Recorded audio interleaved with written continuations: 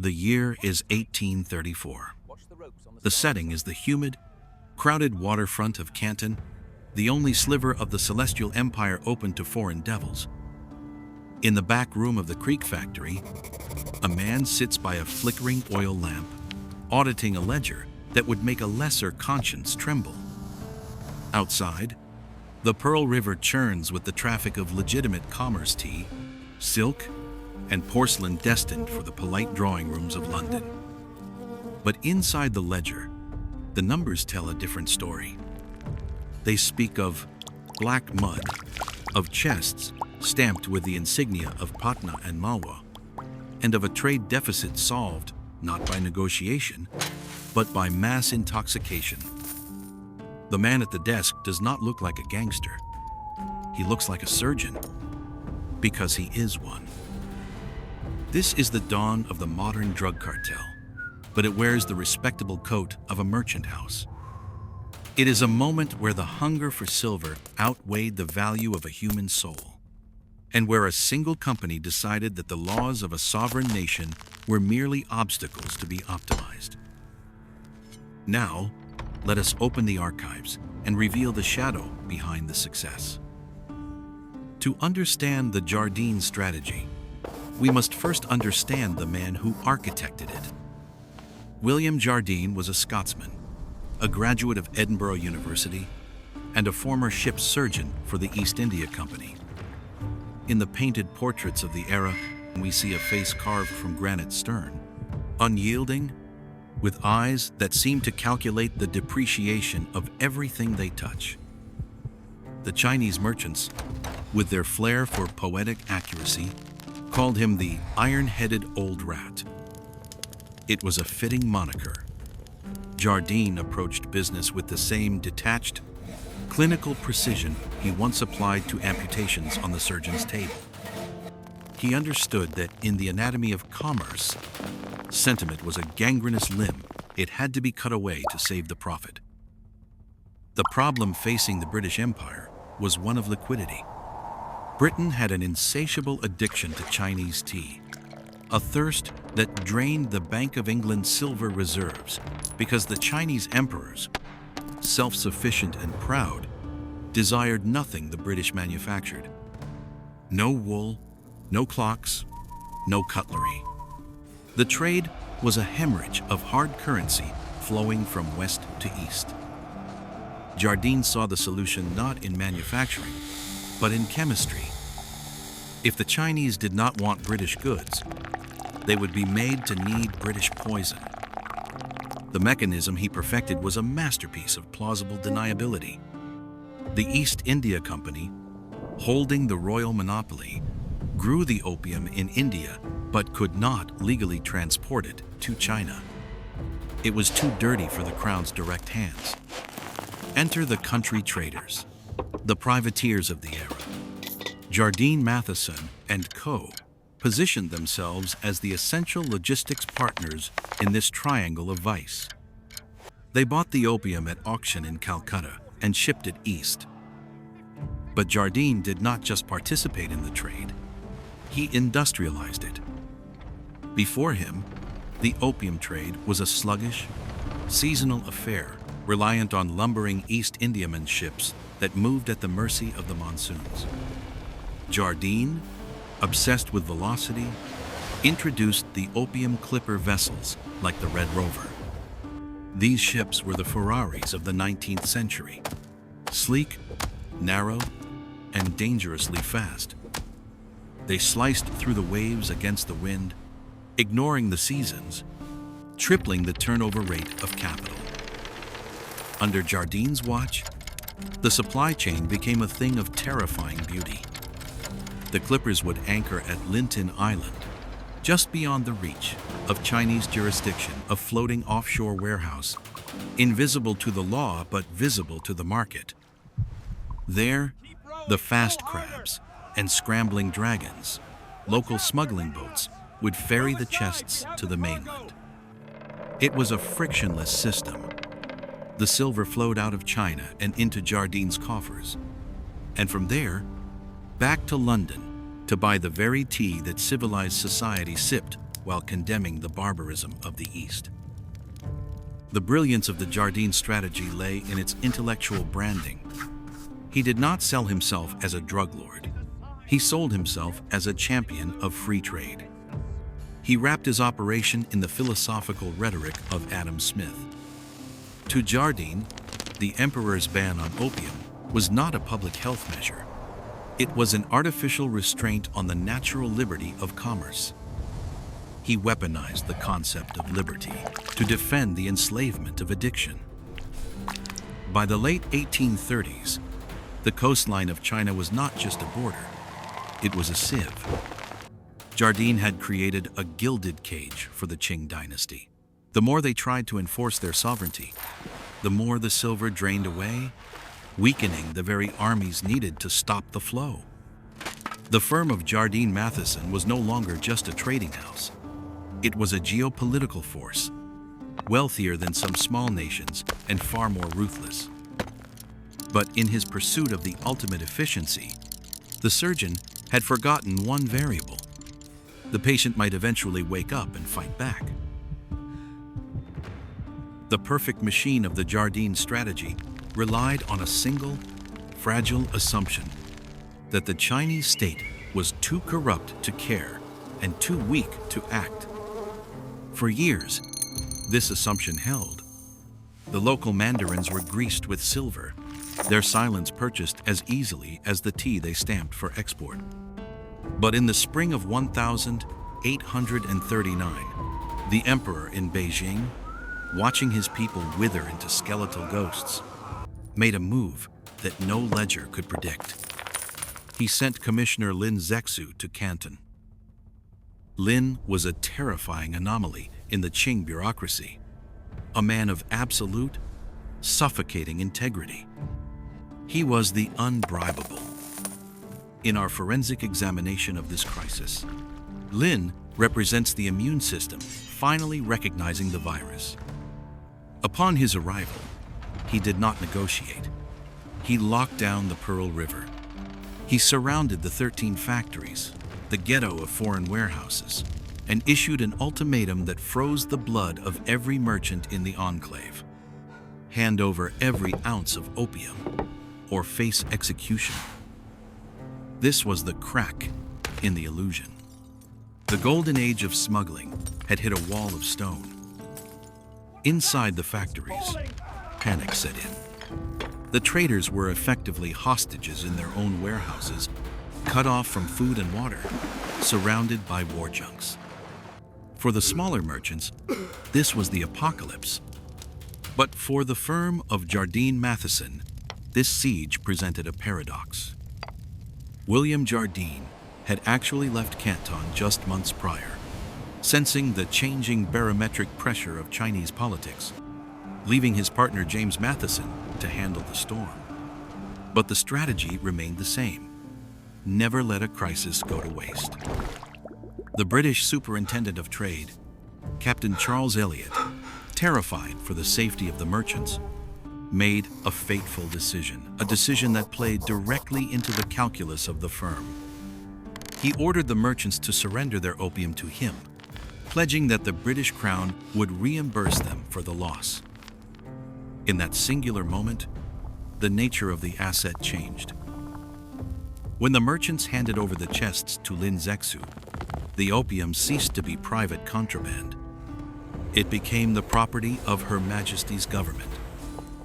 The calculated genius here is breathtaking. Jardine Matheson did not lose their inventory. They effectively sold it to the British taxpayer at top market value. Pending collection, Commissioner Lin, believing he had won a great moral victory, proceeded to the beaches of Human. For 23 days, the sky was choked with acrid smoke. He dissolved over 20,000 chests, nearly 2.6 million pounds of raw opium in pits of lime and salt, flushing the toxic sludge out to sea. It was the 19th century equivalent of burning billions of dollars in cash.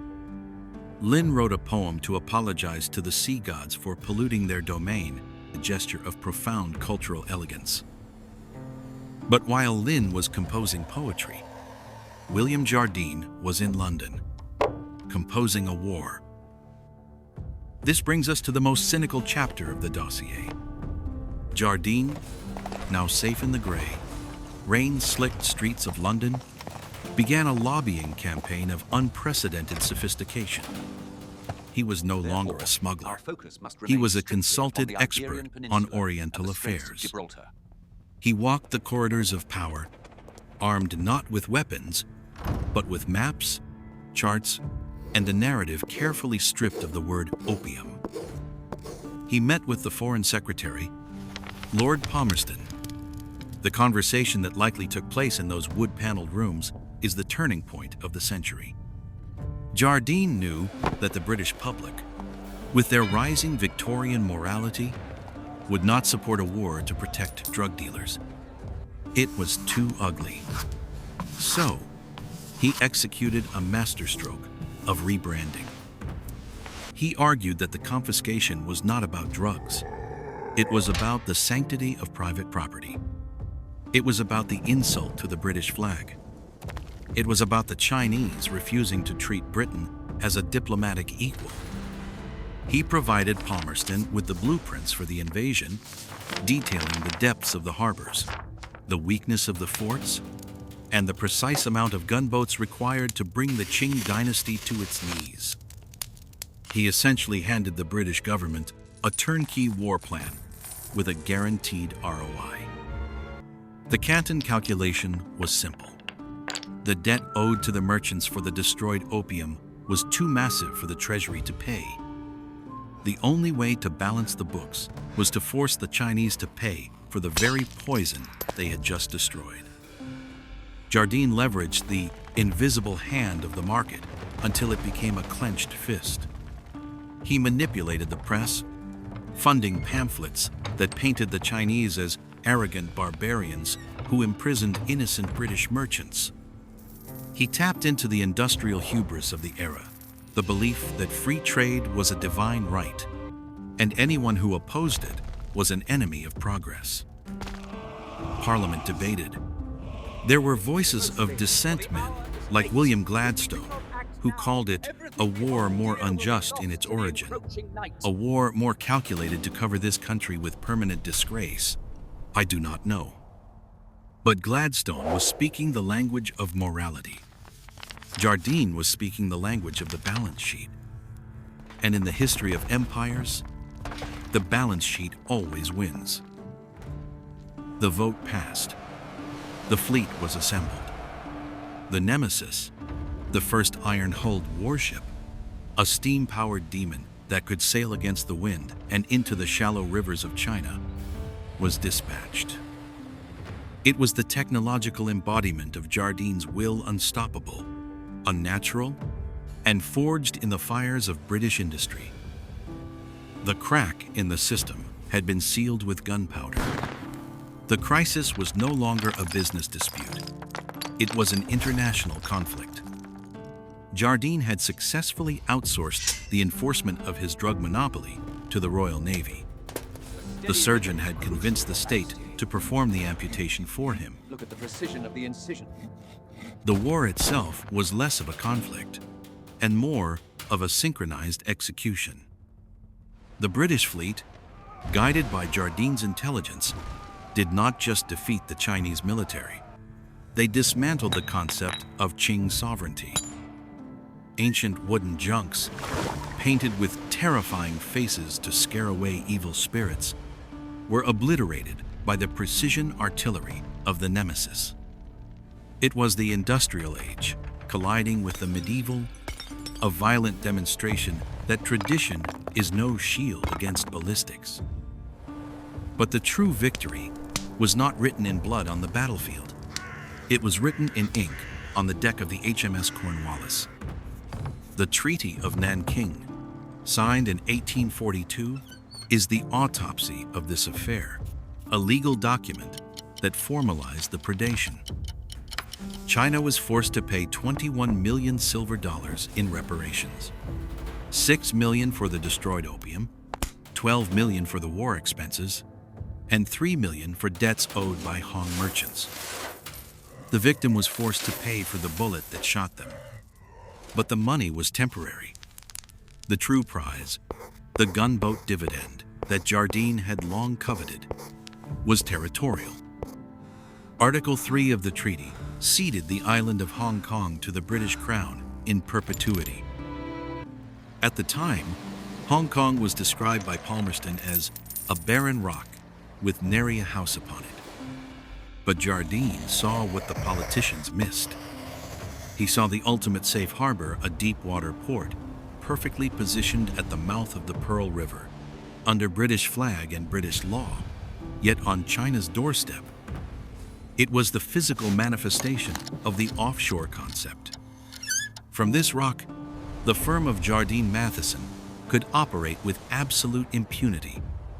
They built their headquarters there, a stone fortress of commerce that still stands as a spiritual ancestor to the skyscrapers of today. The reality of the victory was stark. The treaty opened 5 new ports to trade, dismantling the Canton system forever. But crucially, the treaty was silent on the word opium. It was neither legalized nor banned. It was simply left in the gray zone of free trade, allowing the flow to continue, stronger than ever, protected now by the looming shadow of the Royal Navy. William Jardine died in London in 1843, shortly after his victory was secured. He passed away not as a pariah, but as a wealthy, respected member of Parliament. He left behind a fortune and a company that would evolve into a diversified conglomerate, owning wharves, insurance firms, and property empires. The Faustian bargain was complete. He had traded the health of a civilization for the immortality of a corporation. This is the lesson of the Jardine Strategy. We often mistake business for a game of rules, played within the boundaries of the law. But the true titans, the shadows like Jardine, understand that the law is just another variable to be negotiated, lobbied, or rewritten by force. He proved that if a business is profitable enough, it can warp the moral compass of a nation. He proved that with enough leverage, you don't just supply the market, you conquer it. In the modern skyline of Hong Kong, amidst the glass towers and the neon pulse of global finance, the name Jardine still echoes. The barren rock became the engine of the East, a testament to the power of unbridled commerce. But if you look closely at the foundations of this glittering metropolis, you will find they are mortared with the ashes of burning opium and the silence of a century of humiliation. We study William Jardine not to emulate his cruelty, but to recognize his method. He teaches us that the line between a criminal cartel and a multinational corporation is often just a matter of which navy is backing you. His legacy is a reminder that in the cold arithmetic of empire, morality is a depreciation expense, and the most dangerous drug of all is not the poppy, but the unchecked ambition of a man who believes he is optimizing the world. Because in the ledger of history, every debt must eventually be paid,